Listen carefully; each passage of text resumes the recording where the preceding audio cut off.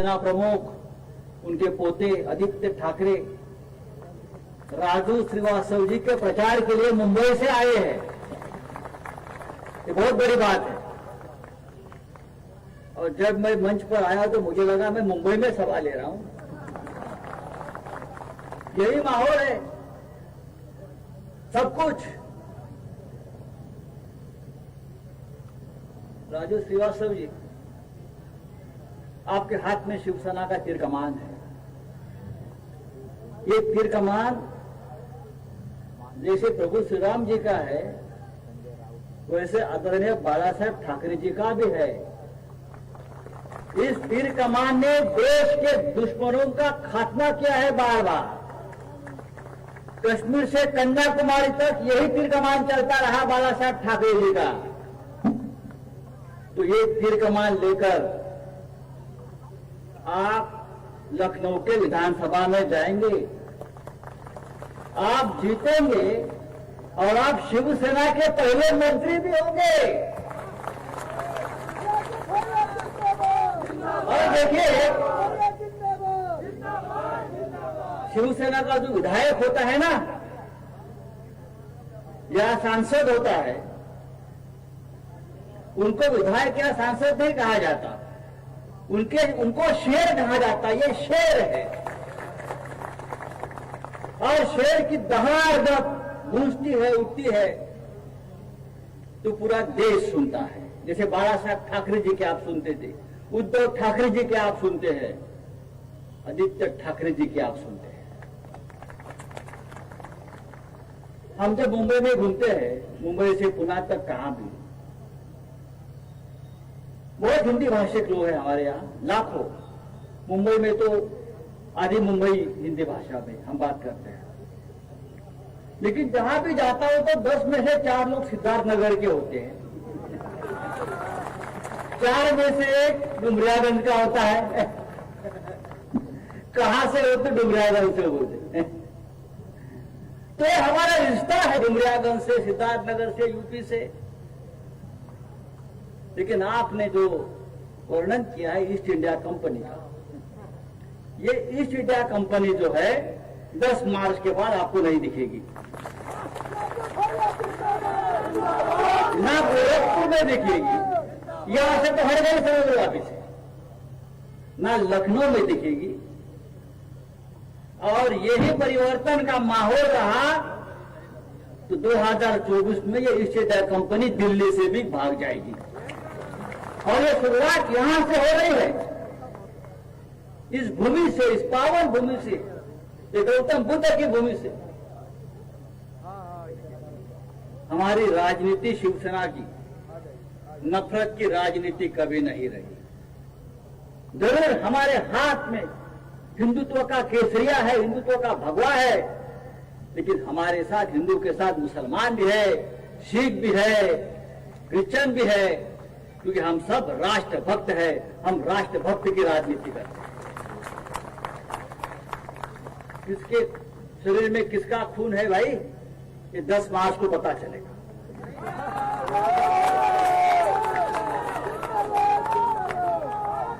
ये खून की कसम है कि किसके शरीर में किसका खून है और आपका खून क्या है और आपके खून में क्या दौड़ रहा है, यहां की जनता 10 मार्च को दिखाएगी, 3 मार्च को। लेकिन शिवसेना का रिश्ता खून का रिश्ता है आपके साथ। जैसे धैर्यशील जी ने कहा, प्रियंका जी ने कहा, उस कठिन समय में महाराष्ट्र उत्तर प्रदेश के साथ, यहां बच्चों के साथ खड़ा रहा, मानवता के साथ खड़ा रहा, मदद करता रहा।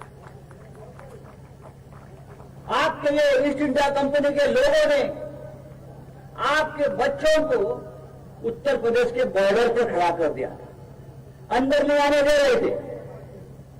और हम ही थे, उद्धव ठाकरे जी की सरकार थी, मुंबई की सरकार थी, शिवसेना की सरकार थी, जो आपके साथ हमेशा खड़ी रही और आने वाले दिनों में रहेगी। ये आजादी की लड़ाई की बात आपने की है, ये आजादी की लड़ाई है, डुमरियागंज की आजादी की लड़ाई है, सिद्धार्थनगर की आजादी की लड़ाई है। लड़ेंगे? आप तो नेताजी है, तो सुभाष चंद्र बोस का काम करिए। और आपके लिए आजाद हिंद फौज महाराष्ट्र से आई है शिवसेना भाई, हम आपके साथ है। आप क्यों डरते हो? ना डरना ना झुकना, ये शिवसेना का नारा है। ये डुमरियागंज में हमको जो बताया जाता है कि उत्तर प्रदेश में आपका क्या काम है, आपको पता चलेगा हमारा क्या काम है 10 मार्च के बाद। जब 2024 तक पूरा उत्तर प्रदेश भगवा हो जाएगा, तब पता चलेगा हम यहां क्यों आए हैं और हम क्या करने आ रहे हैं। ये लड़ाई यहां से शुरू हुई है डुमरियागंज, और इस लड़ाई का नेतृत्व करेंगे राजू श्रीवास्तव जी पूरे उत्तर प्रदेश को। आप देखिए, इसीलिए तो आज महाराष्ट्र से बाला साहेब ठाकरे जी के पोते आदित्य ठाकरे जी ने यहां कदम रखा इस भूमि पर, ये जीतने के लिए, विजय प्राप्त करने के लिए किया है। मैं आप सभी से प्रार्थना करता हूं, आप घर घर में जाकर, गांव गांव में जाकर शिवसेना का प्रचार करिए। और राजू श्रीवास्तव जी जो एक बहुत ही उम्दे नेतृत्व के धनी है और शिवसेना के कीर्तिमान लेकर खड़े हैं, आप उनको भारी बहुमत से उत्तर प्रदेश के विधानसभा में भेज दीजिए और यहां से परिवर्तन की शुरुआत, जो हमें देश के परिवर्तन, उत्तर प्रदेश का परिवर्तन, उत्तर प्रदेश बनाने का परिवर्तन जो हम बनाने जा रहे हैं, वो राजू श्रीवास्तव जी के साथ शुरू हो। विकास की गंगा क्या है आपको देखना है तो महाराष्ट्र में आकर अपने बच्चों से पूछिए। जब से ठाकरे सरकार महाराष्ट्र में आई है, जब से आदित्य ठाकरे महाराष्ट्र में मंत्री बने हैं, रोजगार की राजनीति है।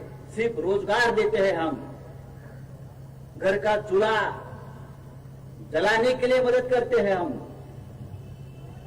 उत्तम शिक्षा, हेल्थ, अस्पताल, ये हमारी राजनीति है। किसके खून में कौन सा खून दौड़ रहा है ना, ये हमारी राजनीति नहीं है। हम मानते हैं इस देश के जो राष्ट्रभक्त है, बस उसमें राष्ट्रभक्तों का ही खून है और वो ही रहेगा।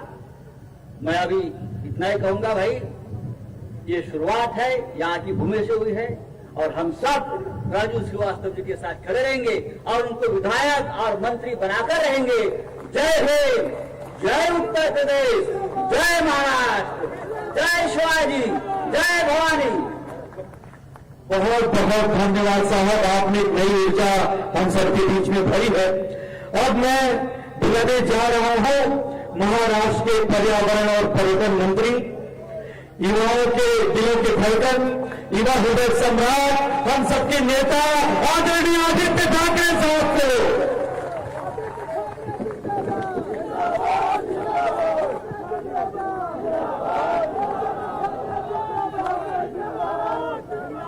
मंच में उपस्थित शिवसेना के नेतागण संजय राउत जी, सांसद प्रियंका चतुर्वेदी जी, सांसद गौरव सिंघानी जी, आनंद दुबे जी और यहां से होने वाले विधायक राजू श्रीवास्तव जी, मेरे सारे उत्तर प्रदेश के डुमरियागंज के भाइयों बहनों और युवा मित्रों, जैसे ही मैं आज महाराष्ट्र से मुंबई से उत्तर प्रदेश में आया, आने से पहले हर एक महाराष्ट्र के जिले में जा रहा था, गांव में जा रहा था, शहरों में बातचीत हो रही थी और सभी को पता था कि मैं उत्तर प्रदेश में आने वाला हूं, प्रचार सभा लेने वाला हूं। लेकिन जो भी बातें चल रही थी मेरी उनके साथ, मुझे एक बात तो साफ पता चल रही थी कि सिर्फ डुमरियागंज में प्रचार सभा के लिए नहीं, लेकिन राजू जी आप मुझे विजय सभा के लिए भी बुलाने वाले, ये मुझे पता है।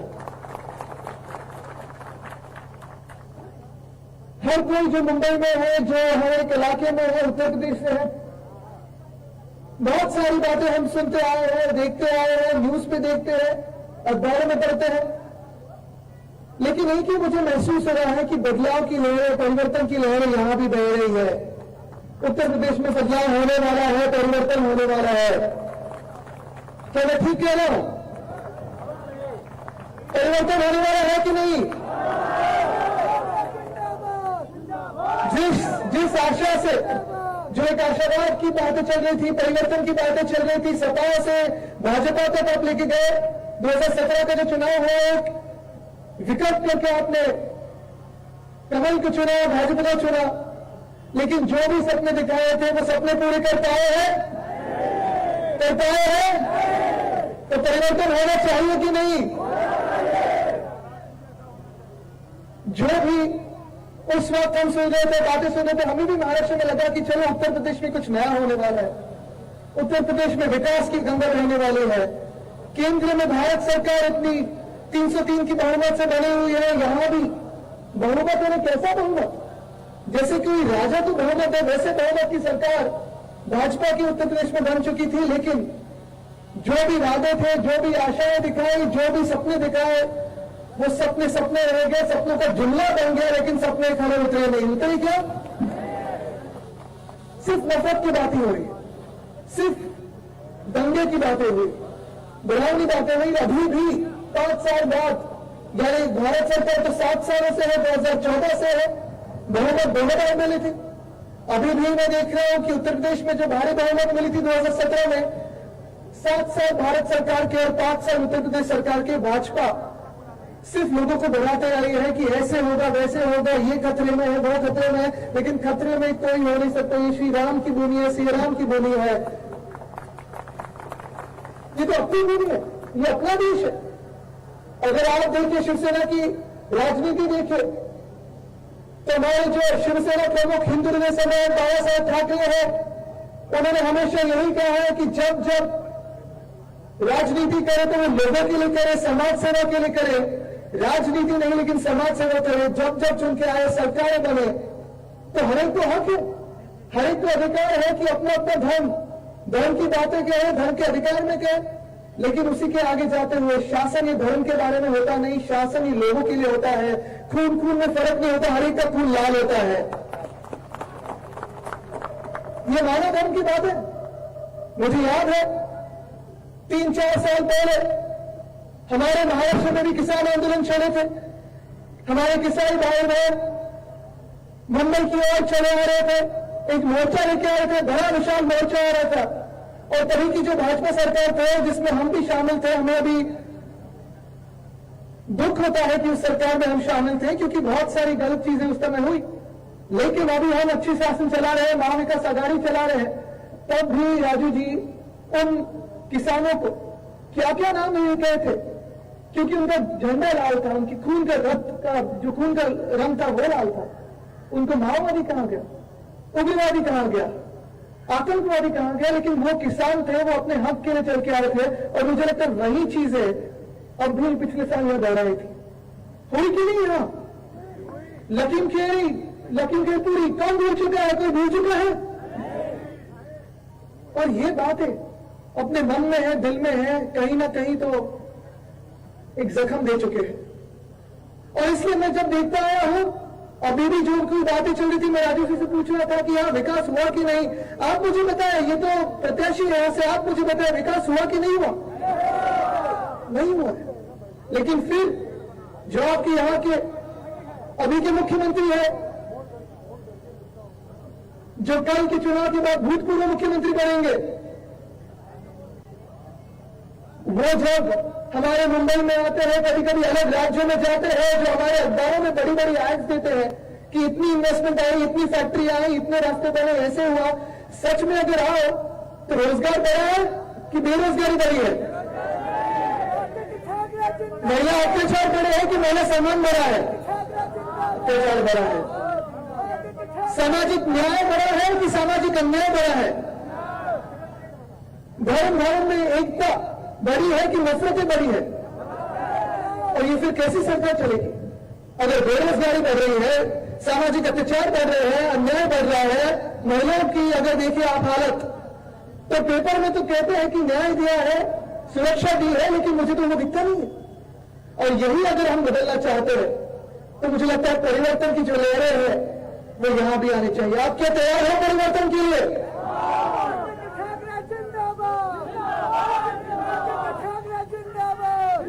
परिवर्तन का प्रतीक कौन होगा?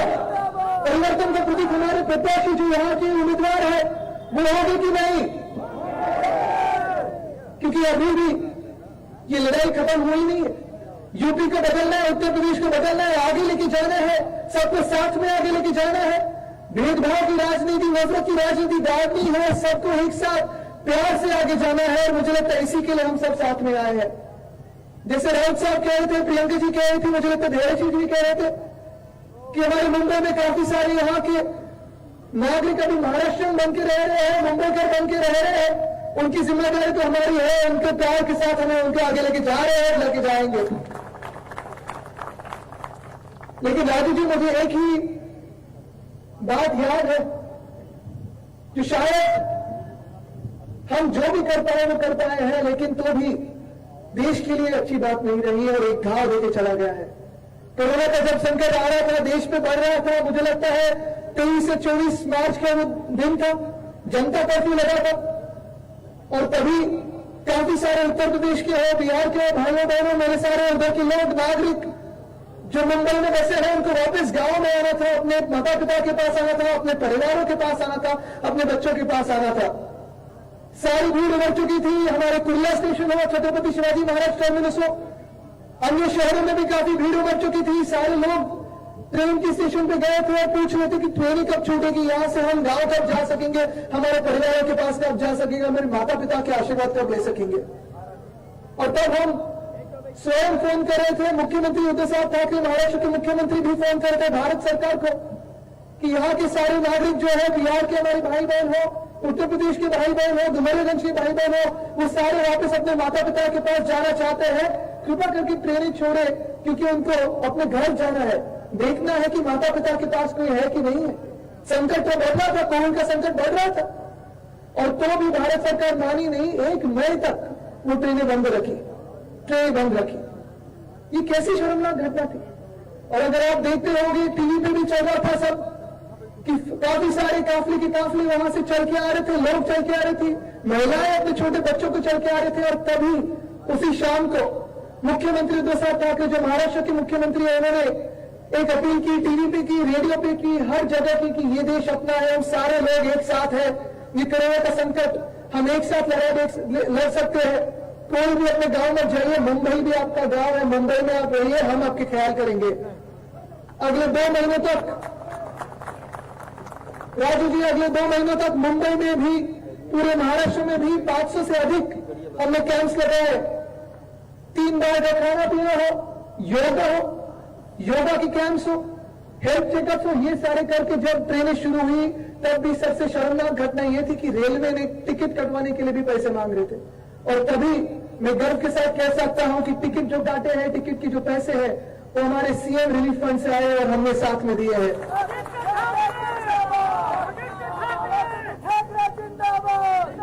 ये कोई राजनीति की बात नहीं थी, ये तो कोई चुनाव की बात नहीं थी राजू जी। हमें पता भी नहीं था कि हम तब डुमरियागंज आपके प्रचार के लिए आएंगे। ये कोई राजनीति की बात नहीं थी, ये एक रिश्ता था, प्यार का था, भाईचारे का था, ये अपने देश का रिश्ता था, मानव धर्म का रिश्ता था। और इसी रिश्ते को आगे लेके जा रहे हैं। अगर हमें परिवर्तन लाना है, बेरोजगारी को मिटाना है, रोजगार लाना हो, शिक्षा लानी हो, आरोग्य सुविधाएं केंद्र लाने हो, तो फिर हमें एक ही बात करनी होगी कि चुनाव के टाइम पे जब ईवीएम पर बटन दबाएंगे तो कौन सा निशान होगा?